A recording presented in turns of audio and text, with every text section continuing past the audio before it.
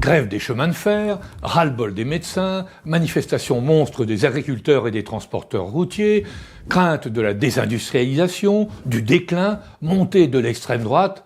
Eh bien non, il ne s'agit pas de la situation de la France, mais de celle de l'Allemagne, qui connaît en cet hiver 2023-2024 une triple crise économique, sociale et politique. L'Allemagne est le seul pays de l'Union européenne à avoir connu une récession en 2023.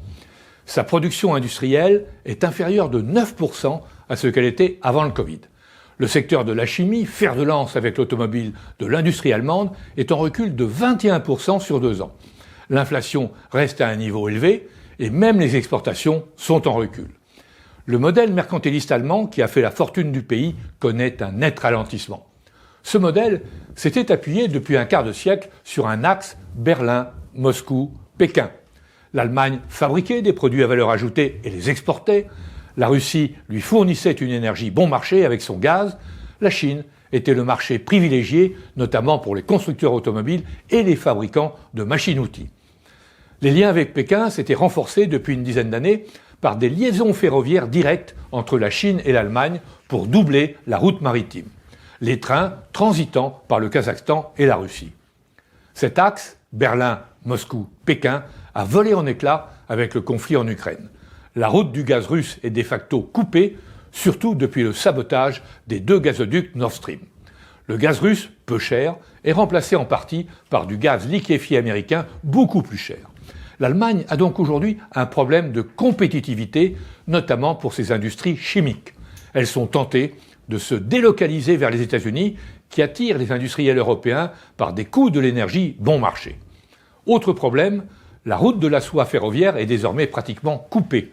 Tout doit rebasculer vers le transport maritime, ce qui renchérit les délais et les coûts. Le marché russe est perdu et le marché chinois a connu ces dernières années un net ralentissement. Les constructeurs automobiles allemands sont à la peine face à la percée des Chinois dans la voiture électrique. Dans ce pays où l'industrie a toujours été le vecteur de la puissance, la crainte d'une désindustrialisation sur le modèle français est réelle. Et comme l'a reconnu le ministre libéral des Finances, Christian Lindner, le moral des Allemands est au plus bas. La semaine dernière, les conducteurs de train ont fait une grève très suivie de 3 jours. Leur revendication, 35 heures, payées 38. Le tout sur une toile de fond de vieillissement du réseau. Environ un tiers des trains affichent des retards, un peu comme en France. Les médecins allemands, eux, sont en grève perlée. Ils dénoncent l'excès de bureaucratie et des rémunérations insuffisantes. Les professions médicales connaissent un exode vers les pays du Nord où les salaires sont plus élevés. Enfin, plus spectaculaire encore, le ras-le-bol des agriculteurs. Toute la semaine dernière, ils ont bloqué avec leurs tracteurs de nombreux axes routiers. Leur mouvement a culminé lundi à Berlin où ils étaient plusieurs dizaines de milliers à manifester avec 5000 tracteurs. Leur revendication ponctuelle, la suppression par le gouvernement Scholz de la ristourne sur le diesel accordé aux exploitations agricoles. Cela représente près de 1 milliard d'euros. C'est la conséquence directe du tour de vis budgétaire décidé par le ministre des Finances, Christian Lindner, à la suite des remontrances de la Cour de Karlsruhe. Celle-ci a condamné des tours de passe-passe budgétaires qui ne correspondaient pas à la réalité. Et il y en aurait pour 60 milliards d'euros.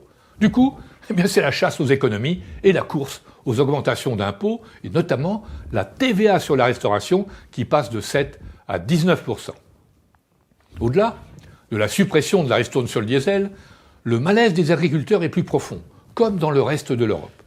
Il y a chez eux un ras-le-bol vis-à-vis de la bureaucratie, des directives européennes et des normes imposées par les écologistes. Il y a aussi, depuis le conflit en Ukraine, la crainte d'une concurrence déloyale de la part de l'agriculture ukrainienne. Depuis mai 2022, pour soutenir Kiev dans son combat contre la Russie, l'Europe a supprimé les droits de douane et les quotas sur les produits ukrainiens, notamment et surtout agricoles. Résultat, l'Ukraine est devenue le premier fournisseur de l'Union européenne pour les œufs. Les poulets ukrainiens inondent le marché et les agriculteurs allemands, comme les Polonais, les Français et les autres, sont directement concernés par cette concurrence ukrainienne. La crise économique, la crise sociale débouchent sur un début de crise politique avec un effondrement de la coalition tricolore et surtout une montée spectaculaire du parti d'extrême droite, l'AfD. Celui-ci surfe sur la grogne des classes moyennes, des agriculteurs, des restaurateurs, des artisans. En septembre, des élections doivent avoir lieu dans 3 Länder de l'Est. L'AfD y est créditée dans les sondages de 32 à 36%. Au niveau national, la coalition tripartite est en chute libre et l'AfD, avec 23% contre 13% aux dernières législatives, se rapproche de la CDU et est loin devant le SPD. À Berlin, certains responsables politiques en arrivent à envisager une procédure pour interdire l'AfD, au prétexte qu'il faut étouffer dans l'œuf l'extrême droite, soupçonnée d'accueillir des nasillons dans son sein, et il faut l'étouffer avant qu'il ne soit trop tard. Un ancien secrétaire d'État d'Angela Merkel, le chrétien-démocrate Marco van der Witz, propose de rassembler les signatures nécessaires, au moins 5% d'élus, pour enclencher une procédure d'exclusion de l'AfD.